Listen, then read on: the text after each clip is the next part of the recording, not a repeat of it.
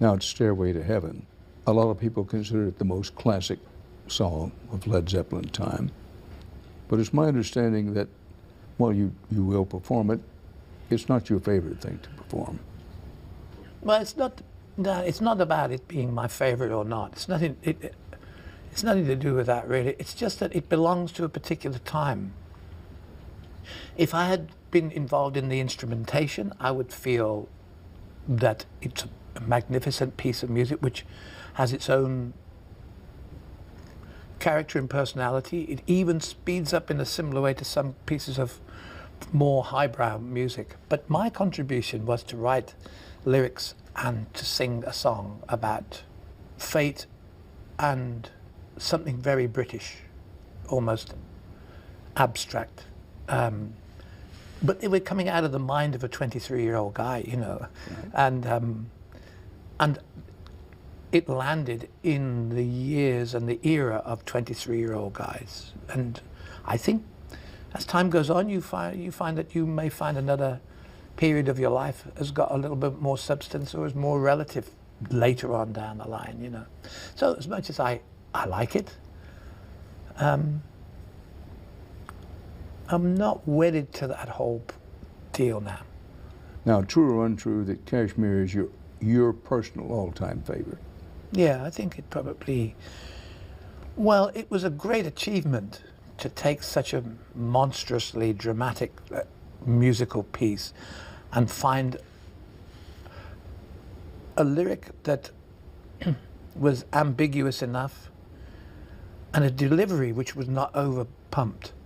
Just, it almost was like the antithesis of the music was this kind of lyric and this vocal delivery that was just about enough to get in there, you know.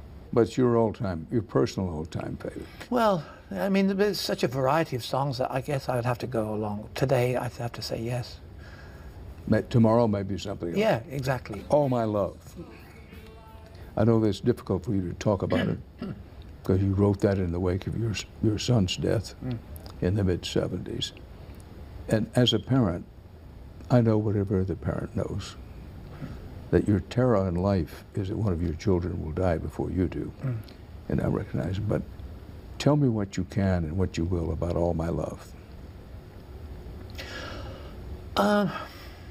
Yeah. I think it was just paying tribute to the joy that he gave us as a family, you know.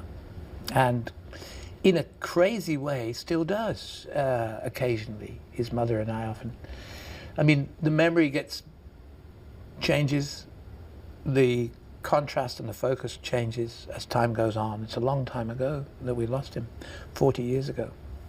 And we were blessed with another boy who came along about 2 years later. And the two images are blurred.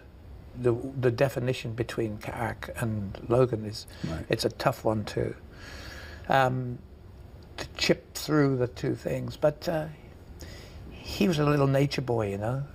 He was a mountain man. How did you get through that?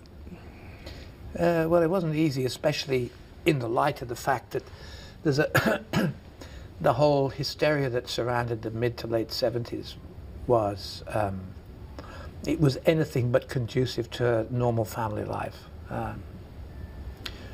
But we pulled tight together, and both my wife and I, we had strong families, so.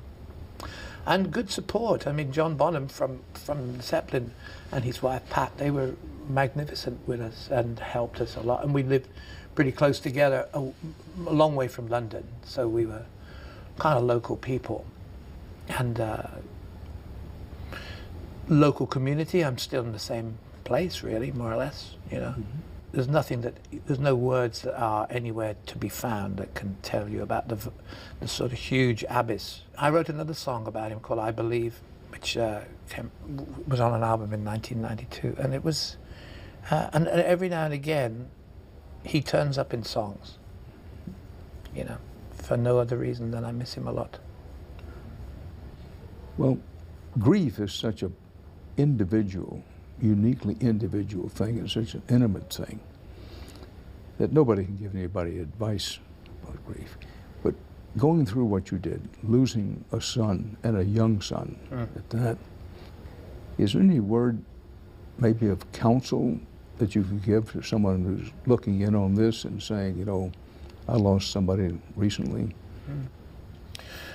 Well, as you say, it's such an individual phenomena, or just piece of real bad luck. And I don't know how many people have been in the public eye to such a garish degree as that.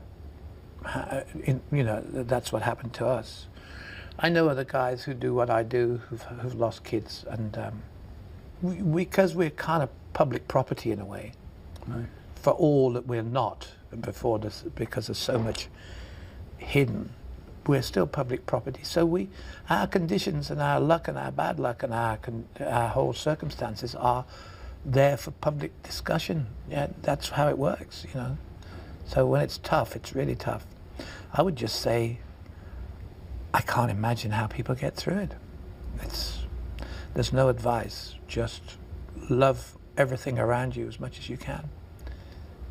Really. Do you consider music a profession or a craft or an art? Well, art's a heavy word, you know. I think craft is the term I would use, the middle term, yeah.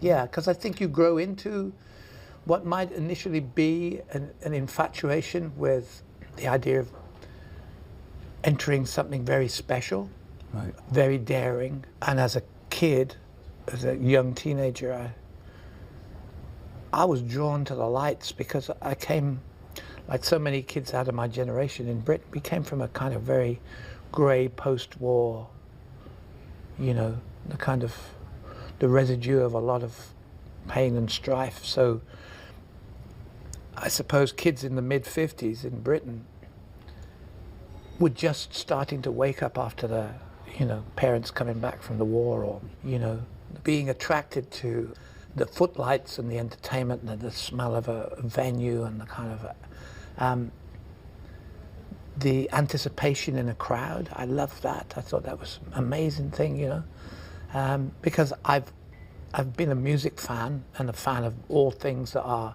interesting and occasionally unique all my life. So I'm always a member of the audience and an entertainer, really.